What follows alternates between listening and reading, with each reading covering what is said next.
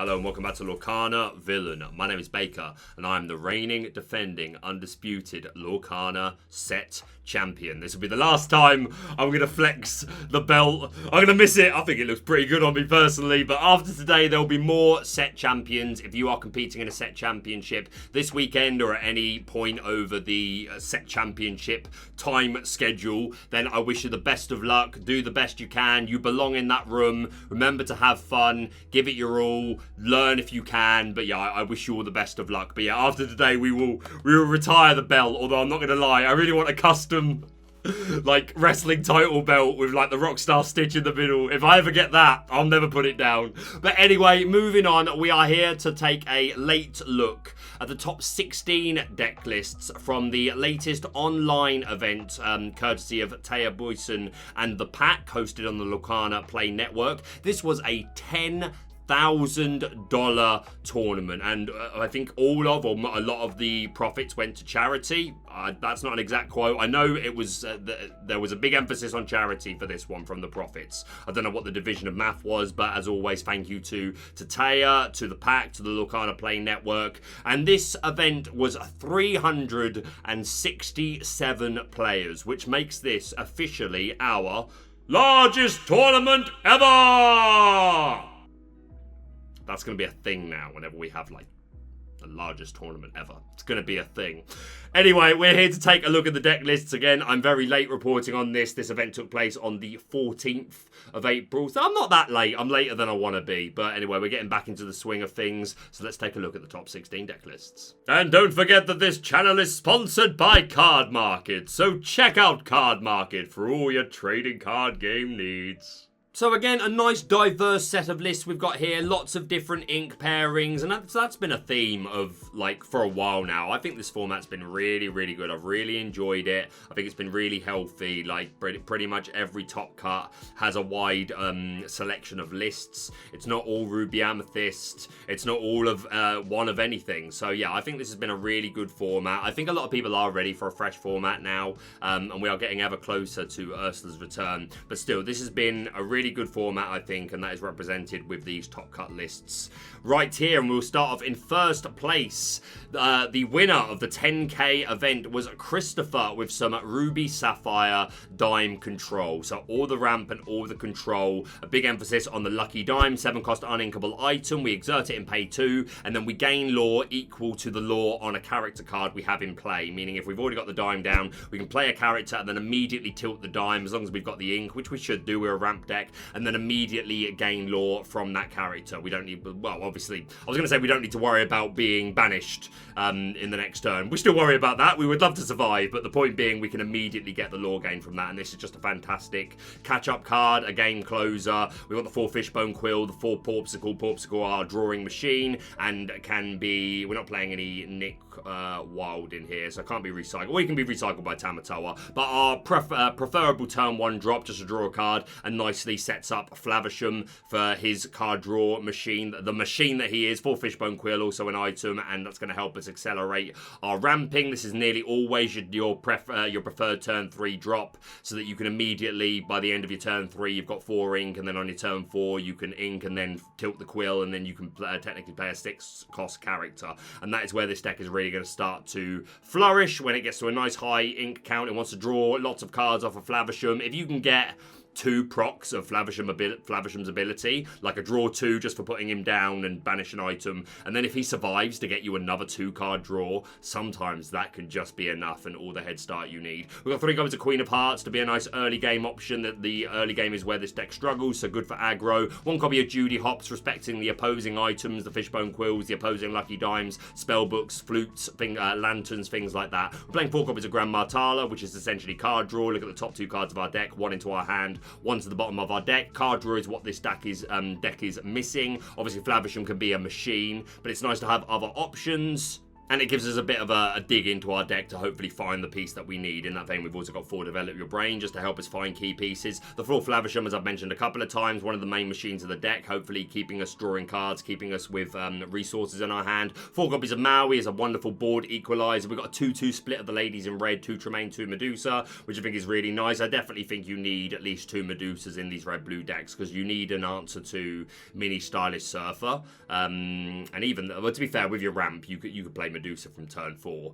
So yeah, nice to see a 2 counter there, and Tremaine is important as ever, an aggressive quester. 3 copies of Gaston, a wonderful stat line, 4/4 is nice. The 3 lore is really good and works really well with the dime if we've got it down, and then we play Gaston. Hopefully we've got 2 more ink and we can immediately gain that 3 lore that he has, and then if he survives our opponent's next turn, he's then questing for 3, and then we're proccing our dime again. So Gaston can bring a lot of advantage, and then his ability developed brain, which is a develop your brain with 1 extra card. What you dig 1 card deeper, looking at the top 3. So it's card draw, and it's going to hopefully help us find the pieces we need. 2 copies of Scar, Vicious Cheater, 7 cost uninkable, 6/5, quest for 2, rush, and whenever he banishes a character in a challenge, you can re-ready him. So he can act as a mini Be Prepared with the board state depending. Obviously, he can only challenge things as many times as he can take the damage because he's only got 5 willpower. But if you've got some Porpsicles down, there's some nice plays where you can challenge with Scar, take out a couple of things, and then heal it with the Porpsicle, and then maybe take out more. Again, they need to be exerted, but that fulfillment can that you can fulfill that requirement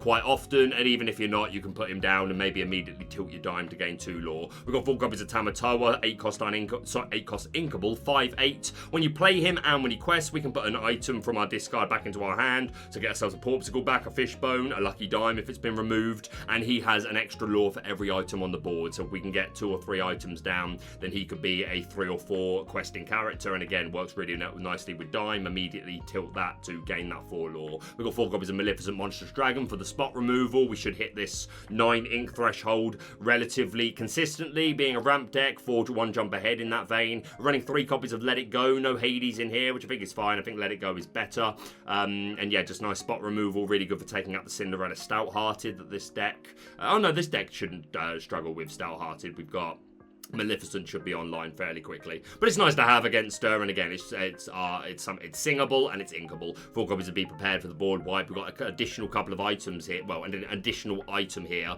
which is the Shield of Virtue, a 1 cost inkable.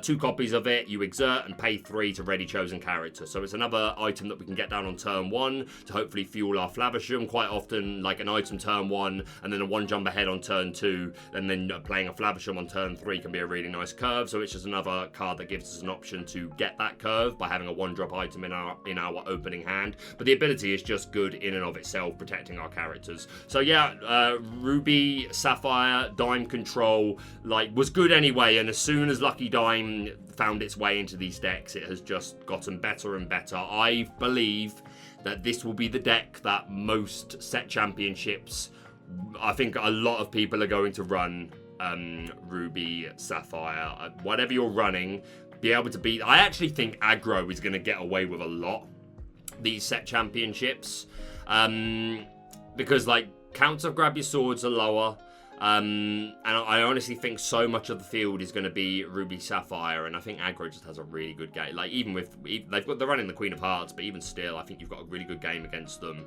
Aggro can have a good Ruby Amethyst as well, which is probably going to be the other most popular thing you see. There's going to be others, but I think Red-Blue is go into your set championships having had a real good look at different red-blue decks, so that when you inevitably, I think, sit down against one, you already right, okay, I'm studied on this, I know what to expect, I know what my lines should be. Test against everything. Try and educate yourself as best you can against everything, but if you ain't got time to cover everything, Red-Blue would be the one that I would really try and familiarise yourself with and how you're beating it. But yeah, huge congratulations to Christopher on 1st place. Going into top 8, our next Ruby Sapphire Dime Control, we've got Michelle. Very similar counts here. We've got an extra Judy Hops for the items. We are playing 1 Hades in here. No Let It Go. Hades, obviously, the advantage of that is that the advantage of him is that he's a body who can challenge and quest, and it can be something else that we can proc with our Lucky Dime for his 2 lore. I prefer the Let It Go, but I think Hades is respectable. respectable. Again, similar count to pretty much everything. The Toas, the Dragons, the action songs, 1 Shield of Virtue in here. But we are seeing 3 copies of McDuck Manor, 4-cost inkable, 1 to move there, but you never would. 9 willpower and 2 passive lore gain, which really demands an answer, and if they do not have it, then McDuck Manor can generate a lot of value. An extra Madame Medusa in here. Yeah, it's -3 Let It Go, -1 Shield of Virtue, and -1 Be Prepared. For a Hades, 3 McDuck Manor, and a Madame Medusa. There's an extra Judy Hopps in here as well, so something else. There's a count difference somewhere, but that's the meat and potatoes of it. But yeah, another fantastic looking list. Congratulations to them.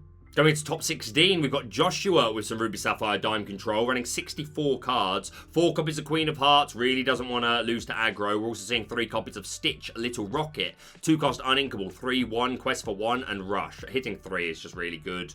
And yeah, it's an extra answer to aggro. It can also fix your maths against, against locations. If you're against the McDuck Manor, Maui plus Stitch does the job. If you're against Cinderella Stout-Hearted, then Maui plus Stitch does the job. Again, you have other answers to that, like the Maleficent and the Be Prepared, but it is maths to be aware of, and there are probably other specific interactions that I'm not thinking off the top of my head, but yeah, I really like the Stitch Little Rocket. Even deeper on the item hate here with 3 Judy Hopps, 1 Nick Wilde here who can replenish our Porpsicles, 4-cost inkable, 2/4 Quest for 2, and yeah, when you play him, you can return a Porpsicle from your discard to your hand, and I think the questing for 2 is what really saves Nick Wilde as an inclusion here. No Tremaines, but 4 Madame Medusas. I think that, yeah, I do like Tremaine, but yeah, you really need a mini answer, like, you don't want your first mini answer really to be Prepared or Maleficent.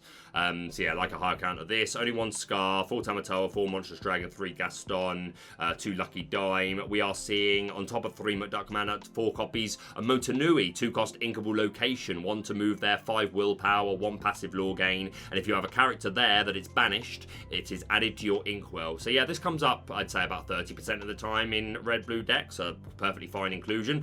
When I top-8'd Dark Sphere, I lost to a red-blue deck which was running the Motunui engine with, I think 64 cards. So yeah, looks good. Congratulations to Joshua. And our final Ruby Sapphire Dime Control deck in top 16, we've got Sean. Lots of similarities here. We are seeing the 3 copies of Mickey Mouse Detective. When you play him, the top card of your deck goes into your inkwell face down and exerted. No 1 jump aheads in here, so just opting for the Mickey instead. Instead, the preferred 2-drop is Grandma Tala, which we're running 3 copies of, 2-cost inkable, 1/1 Quest for 1, and which is banished. She too is added to your inkwell. I think if I'm playing Tala, that's more reason for me to play 1 jump ahead personally, because singing it on turn 3 seems pretty good. 2 copies of Belle here, who hasn't been in any of the red-blue decks. She'll probably come up more in the Sapphire Steel decks.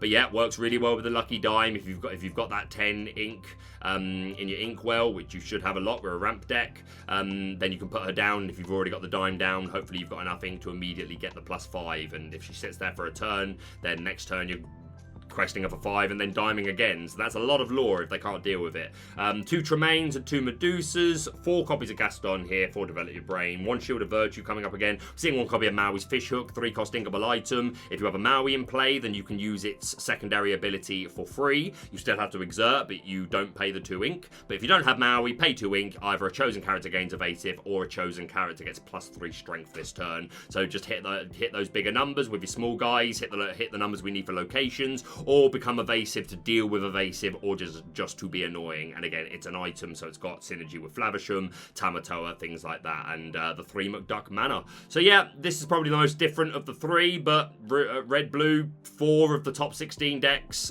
very respectable. One more time, I'll say it.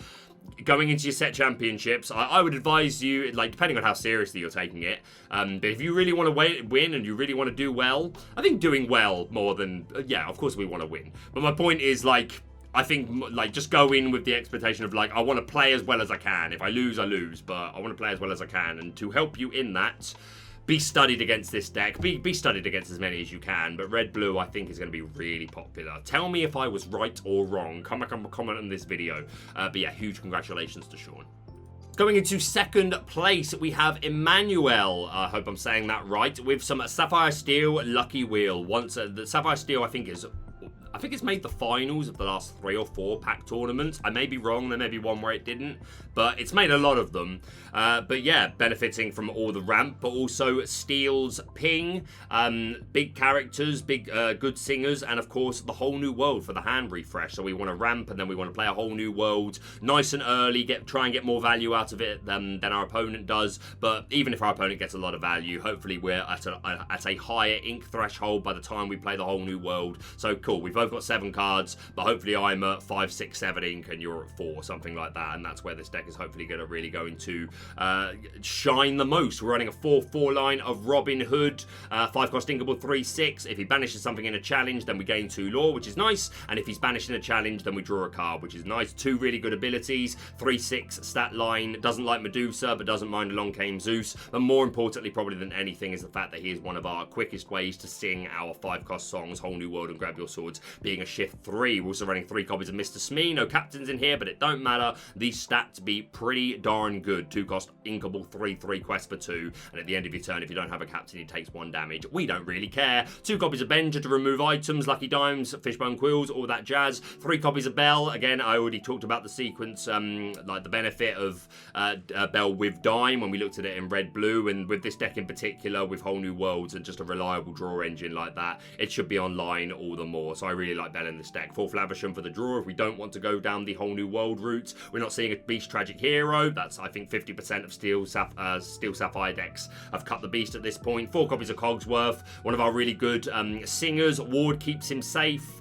Quest for 2 and the Unwind giving resist 1 to all our characters really messes with our opponent's maths. 4 copies of Tinkerbell, as strong as ever in the mid and late game. 6 cost inkable, 4/5 quest for 2. When you play her, 1 damage to all opposing characters, and if she banishes a character in a challenge, Puny Pirate will put 2 more damage on another character. So lots of ping here. We've got 2 copies of Tamatoa to recycle our items, which are the 4 Pork, the 4 Quill, and the 2 Dime. 4 Develop Your Brain to find key pieces. 3 copies of Fire the Cannons, 1 cost uninkable, deal 2 damage. We're seeing a lot of Baboom lately, just because it's really nice to just have an early deal 2 damage to characters to offset the Robin Hoods list of 1 drops with 2 willpower or less.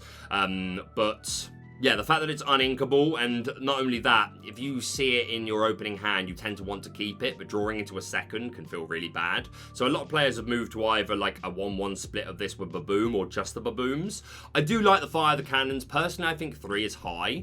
Like, this is surprising to me, but Leda Manuel all the way to 2nd place, so definitely something to take a look at. Maybe a higher count of Fire the Cannons ain't all that bad for 3/1 jump ahead for the ramp. 3 copies of Then Along Came Zeus. I love this card so much, I think you should play 3 or 4. It's a 4 cost uninkable, deal 5 damage to a character or location. Just one of our best spot removal cards. I think this card is one of the best in the set. And we've talked about the songs. 3 copies to Grab Your Sword. I'm glad to see a raise in. When we looked at the Poland list, I was like, why is no one playing Grab Your Swords? Well, people are playing them, but it's nearly all 1 or 2 counts. And I'm scared that Bucky's gonna come back. I'm a control player. I don't want Bucky to come back. I hate that deck.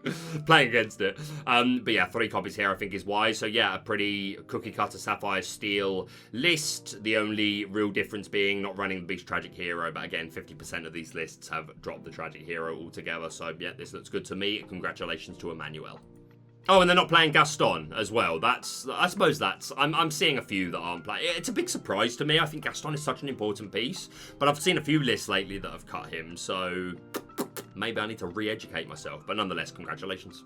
Going into top 8, we've got Daniel with some Sapphire Steel, Lucky Wheel. They are playing the Gaston, 3 copies, and 4 copies of Tragic Hero Beast, 5 cost inkable, 3/5. Quest for 2, and it's better this way. At the start of your turn, if this character has no damage, draw a card. Otherwise, it gets +4 strength. The +4 strength can be useful. Hitting for 7 ain't awful, but really we want him just for the extra card draw. But again, a lot of players have cut this because he's so easily removed with Medusa, or just damaged with a ping card to offset the extra draw. But if he can sit there, then he's just going to generate mad value, so you'll have to see it. We're seeing 3 copies of Detective Mickey in here for some additional ramp. We're also seeing 3 copies of Captain Hook, which does have synergy with our Mr. Smee, 4 copies of, but it doesn't even have to be. Like, this is nice to have, but just Captain Hook as a 1-drop hitting for 3 is good in and of itself anyway. 1 copy of Fire the Cannons, I think is more reasonable. We're also seeing 2 copies of Rise of the Titans. Yeah, because like, if I'm playing against Sapphire Steel as the control player, I want to play that Queen's Castle as quick as possible, because they can really struggle against it. So yeah, come to think of it, the previous deck not running Rise of the Titans, I do think is a bit of surprise. They were running Along Came Zeus though. But yeah, I like Rise of the Titans to remove, for Sapphire Steel to remove those pesky locations. But again, also can get rid of items. You see we're not running a Hard-Headed Beast or a Benger here, so no other item removal. So yeah, an important card for sure. Just one copy of Along Came Zeus. I like this higher, but what do I know? One copy of Let It Go. I think the main target here is the Cinderella Stout-Hearted. This deck can really... Like it is a problem card for this deck. A standard song package, standard items, and 3 copies of McDuck Manor. So yeah, the other of the 2 successful Lucky Wool decks. The other one just being some of them cut Gaston and Beast. But yeah, looks good. Congratulations to Daniel. Moving on then to our Emerald Steel discard decks. In top 4, we have Jared. So lots of aggro, lots of hand disruption. And we're also running 3 copies of Tiana, who, if we have no cards in our hand and she's exerted, then our opponent can't play actions. She's also resist 2, which makes her a little harder to deal with. But yeah, turning off those Be Prepared, Whole New Worlds, Grab Your Swords, the sort of cards that this deck really doesn't want to see is really nice. We've got a lot of aggro here. We've got 4/4 line of the Flynn Folk to make our opponent discard, and just really cheap cards to put down and quest. We're running a 4/4 line of Robin Hoods. This, unlike Specky, this person is actually playing the Floodborn Robin Hood. I did message Specky, by the way, after the Poland video. I was like, yeah, by the way, bro, the Robin Hood, is this why? Is it just to be an extra 1-drop and to, like, fake them out? And he was like, yeah. He also said he didn't like the Daisy Duck, by the way, just in case anyone was wondering. I'm sure he's probably said that himself in his own streams or videos. But yeah, I did ask him afterwards. But yeah, this person is opting to play the Robin Hood. I'm not going to lie. If I don't hate the idea of, like, again, you need more 1-drops, and Emerald and Steel doesn't have a lot of good ones, and you want stuff to answer. Again, I'd probably go with Captain Hook. But to be fair, Specky did. Specky was running Hook, Merfolk, and Robin Hood. But yeah, if I was running the baby Robin Hoods, I'd probably sneak in a Floodborn. But I haven't tried this deck, so I could try it and then immediately change my mind on that. But nonetheless, this person opting to play the Floodborn package. We've got 4 Ursula Deceiver to be another way to get rid of those songs. Be Prepared, Whole New World, Grab Your Swords, Friends on the Other Side. If we're against opposing Deceivers of All, then just getting rid of the Storm Rage On, the Strength of Raging Fire, all that sort of stuff. Mr. Smee here to be an aggressive quester, Kick Cloud Kicker for the tempo to bounce back characters with 2 strength or less. 4 copies of Prince John, so that if we are discarding our opponent's hand and we are drawing cards all the while. So like 2 ways that you can go with this. You can like build up card count with Prince John, and then when you've got enough board control and you feel like you've shut them down with Tiana, you play out your hand to empty it so that you get the lock off. We're also running 4 copies of Ursula Deceiver of All, 3 cost Inkable, 2/3, and if she sings a song, you'll play that song again for free. So Sudden Chill becomes discard 2, that the Storm Rage On becomes do 4 ping and draw 2 cards, which is probably one of the best things. Well, to be fair, board state dependent, but just drawing 2 off of Let the Storm Rage On with Ursa is just kind of mad. And then Strength of a Raging Fire, which already does 1 damage for every character you have, and if Ursa sings that, times it by 2. 3 copies of Beast Tragic Hero to be another card draw option. 3 copies of Baboom as a good for removing the Robin Hoods, the Merfolks, the Flynn Riders, all that jazz. So yeah, Emerald Steel discard. And Friar Tuck here with a 2/4 stat line, quest for 2, and when you play him, the player with the most cards in their hands discards a card. So just another aggro quester and 4 willpower is a little harder to get over. So yeah, this deck raising a popularity. I think really we owe that to Specky, or we blame Specky for that, however you want to look at it. I hate discard, man. But nonetheless, definitely a deck to respect. One I will be fearing tomorrow walking into my set championships, but huge congratulations to Jared on the top 4 finish. Going into top 8, another Emerald Steel. This version not running the Tiana, but they are running the 4 copies of Captain Hook to be a nice additional 1-drop that we can put down. No other 1-drops other than no Robin Hoods in here, no Robin Hood line. So yeah, it's nice to also have the offensive option. We're seeing the 4 Flynn Folk, the 4 Ursula, pretty everything the same here, but we're running 3 copies of Benger, respecting items, Fishbone Quills, Lucky Dimes, Spellbooks, all that jazz. Also running 3 copies of Daisy Duck, 4 cost Inkable, 2/3, quest for 2, and Thwart. I like saying thwart. I don't know why. Whenever this character quests, each opponent chooses and discards a card. Yeah, Specky ran this in his top 4 list, so clearly it's not awful. He said he didn't like it, to me. Maybe he was lying. Maybe he just doesn't want me playing Daisy. Oh, the Specky! Yeah, but I don't like Daisy Duck personally, but led Alexis to top 8, so big up. 2 copies of Baboom. We're also running 2 copies of Mother Knows Best to be an additional song that Ursula can generate value of, and we're seeing 2 copies of Along Came Zeus, which I don't hate that inclusion at all. I'm a big fan of that card, if you hadn't guessed. So yeah, looks good. Congratulations to them.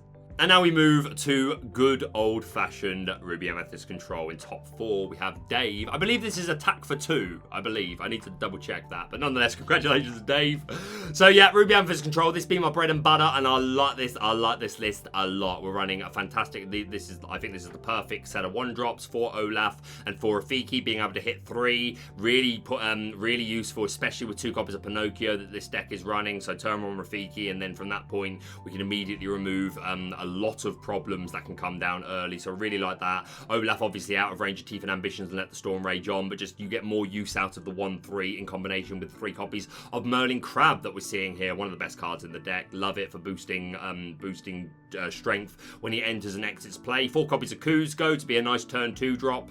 Sorry, I had to stop and go do something. Where was I? I just finished talking about crap. Yeah, so moving on. We've got 4 copies of Kuzco as an alternative turn 2 drop if we don't want to play Snake or Pinocchio. Help us build wide. And of course, the card replacing itself is lovely. 4 Snake, 4 Fox for the bounce. 4 Maleficent for additional card draw. Go for the lore. Rabbit for the draw. Maui for the board control. A 3/3 split of the ladies in red. We are seeing the 1 copy of Scar here. Seen this a couple of times recently. Dropping 1 copy of Be Prepared to protect ourselves a little bit against opposing Emerald decks that are looking to take away our songs, or bare necessities, I suppose, in Amber decks. And yeah, sometimes Scar can do the job just as well. 4 friends on the other side, 3 copies of the Queen's Castle, and 2 copies of Maui's Fish Hook. So yeah, it looks real nice. Fantastic. I think this is the best Ruby Amethyst has done in pack tournaments for a while. They make... You see 4 or 5 make top 16, maybe 1 or 2 make top 8. But yeah, Dave leading it to top 4, so congratulations to them.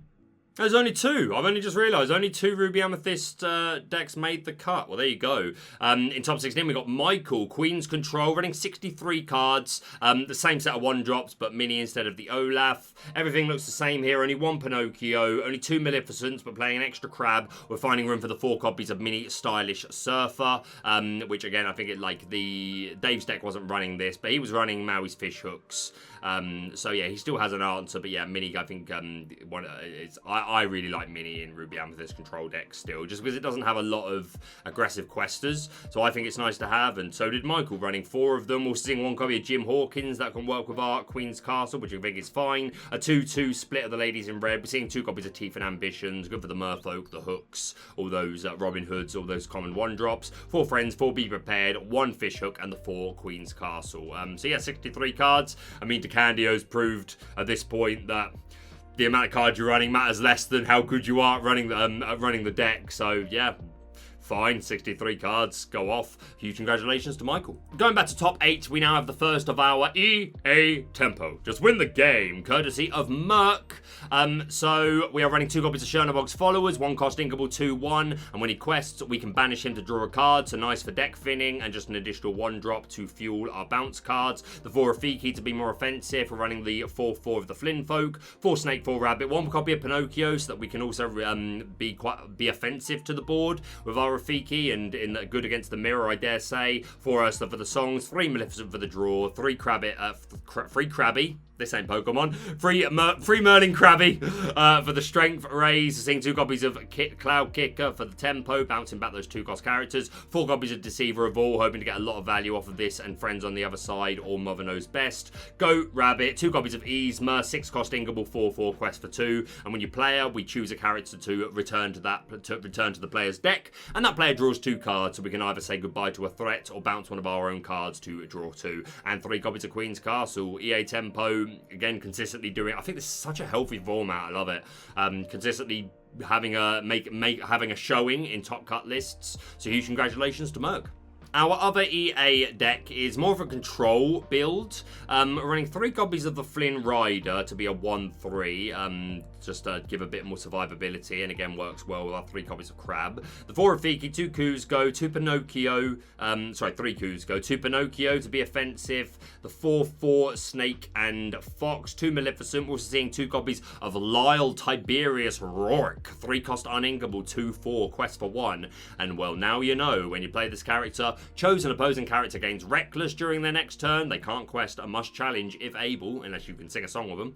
And thank you for volunteering. Whenever one of your other characters is banished, each opponent loses 1 lore. So we build up a nice board. Doesn't matter. We're perfectly happy for our opponent to like take the lead in questing with Merfolks or whatever it might be, because we're going to get to a point where we've hopefully got Lyle and 3 or 4 characters on board, and if they want to level the board, then they're taking away all that lore. So yeah, Lyle, I definitely underestimated him when I first did my review of Into the Inklands and first saw him. I've come up against him on the ladder a couple of times, and he can be really annoying. And again, it's why this is more of a control build, running 2 copies of Wildcat to banish items, so respecting Lucky Dimes, Quills, all that jazz. The 4 Goat, 4 Rabbit, running 2 copies of Lucifer the Cunning Cat for some hand disruption, which can just come out of nowhere. I wouldn't always expect to see the Lucifer when I see this deck, so I bet that catches people off guard. 2 copies of the Genie to bounce characters and be an evasive quester. 2 Elsa to slow our opponent down as well with a Deep Freeze, exerting 2 chosen characters.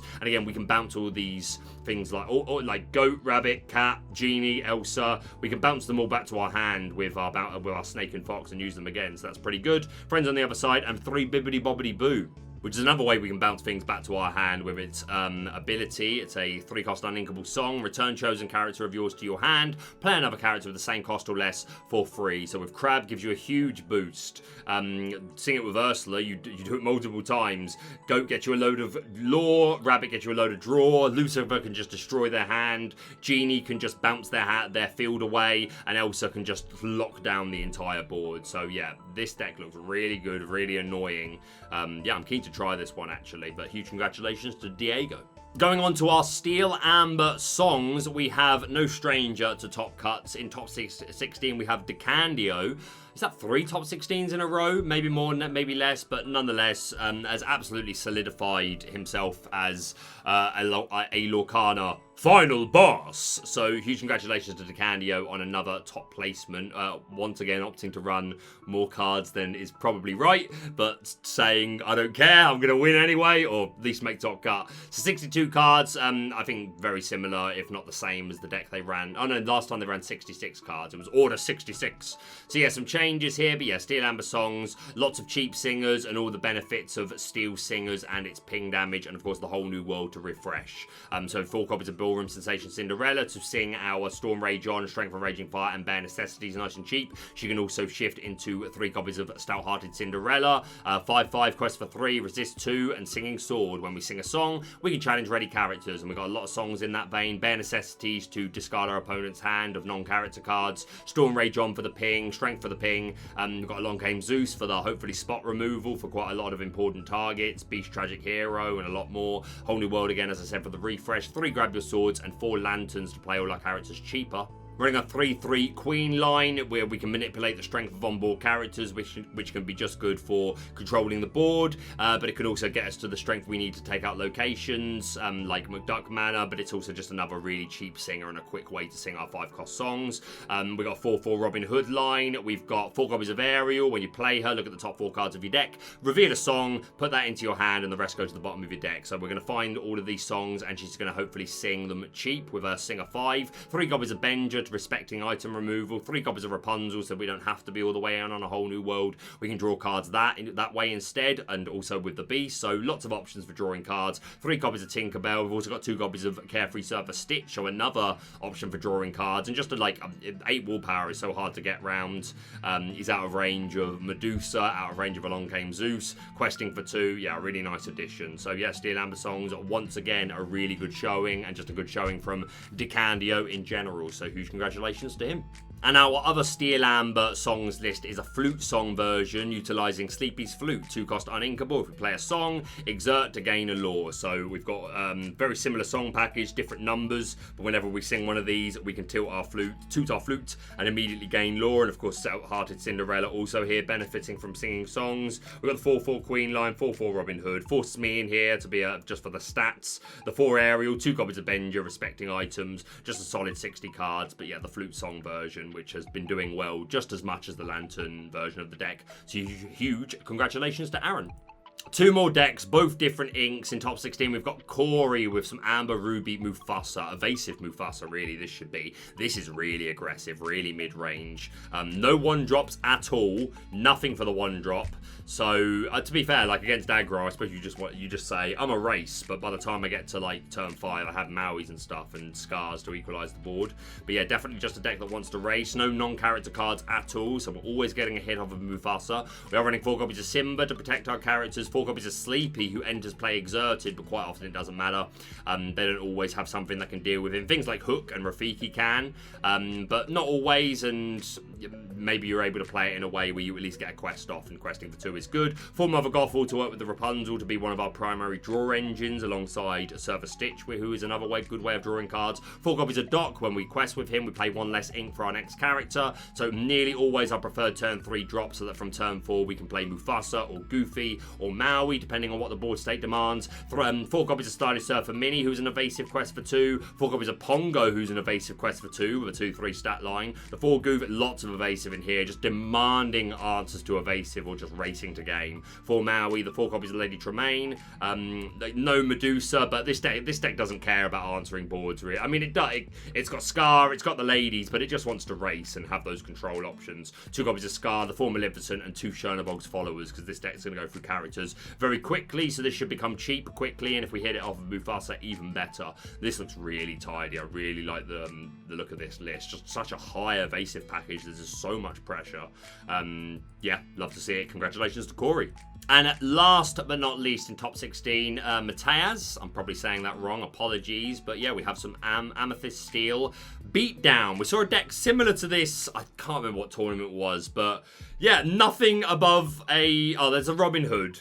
But you could play him for 3, so nothing above a 4 cost, kind of. But yeah, just a beatdown deck, just loads of characters with big will powers. That nearly everything does something immediately, or at least offers a threat. We've got 4 copies of Captain Hook, 4 Smee. We've got 4 copies of Razul, 2-cost inkable, 1/3. If he's got no, while he's got no damage, he gets +2 strength. So if he's got no damage on him, becomes a 3/3. We've got 4 Fox. No snakes in here. No snakes in here. 4 Maleficent, 4 Benja for the items, the goats, the rabbits, 4 copies of Smash, answering, like, just this deck just wants to have a really solid early to mid game. 4 friends on the other side. We're also seeing 4 copies of The Boss is on a Roll, which I love to see, personally, of course. 3-cost inkable Song. Look at the top 5 cards of your deck. Put any number of them on the top or the bottom of your deck in any order and gain 1 lore. So deciding when we're getting what. Hey, I need the Fox, I need the card draw, I need the rabbit draw, I need the Robin Hood, I need the Smash, whatever, I need the Along Came Zeus. Just a 4 count of everything in here. This looks really tidy. Again, nothing above a 5-drop technically, but yeah, you'd struggle to have a bad early to mid game with this deck. So yeah, love to see it. Congratulations to them. And that is it for the top 16 deck list for the 10K event hosted by Tia and the Pack and the Lorcana Play Network. As always, a huge thank you to them for running the event. A huge thank you to inkdex.com for compiling the deck lists. And yeah, again, like I said at the beginning, just a really healthy looking meta. It is currently Friday. I think there are some SAT championships actually going on today, but I know there's a lot going on over the weekend. I'll be going to one myself tomorrow. I'm going to choke, I just know it, but at least I've already got my Stitch. But I'm going to go and see how I do, a public one. But yeah, that's pretty much it from me. If you are competing in a set championship, best of luck. Try and have fun. Yeah, be studied against red-blue. Be studied against everything, but I think you're going to see a lot of red-blue. And I think aggro could get away with a lot over these set championships. I said this in my last video as well, but I'll say it again. If you win a Enchanted Rockstar Stitch at an event, if those event details find themselves onto inkducks.com, then I'll find it anyway. But feel free to email me, let me know the event that you actually went to, where you placed, send me a deck list. If you've got a picture of the Stitch or you and the Stitch, let me know. If you've got a handle that you would like plugged, a Twitter, a Twitch, a YouTube, whatever it is, then send an email over my way and I will spotlight it, because that's how I'm going to cover the set championships. I'm not going to do them per store event. I'm just going to, like, after a couple of days, I'm going to do a video which will be, these are all the decks that won a Stitch over the last couple of days. So that's how I plan to do it. But that's it from me for now. Thank you so much for watching. If you're brand new to the channel, please subscribe for all things Lorcana. Hit the like button to show your support, and we'll see you soon.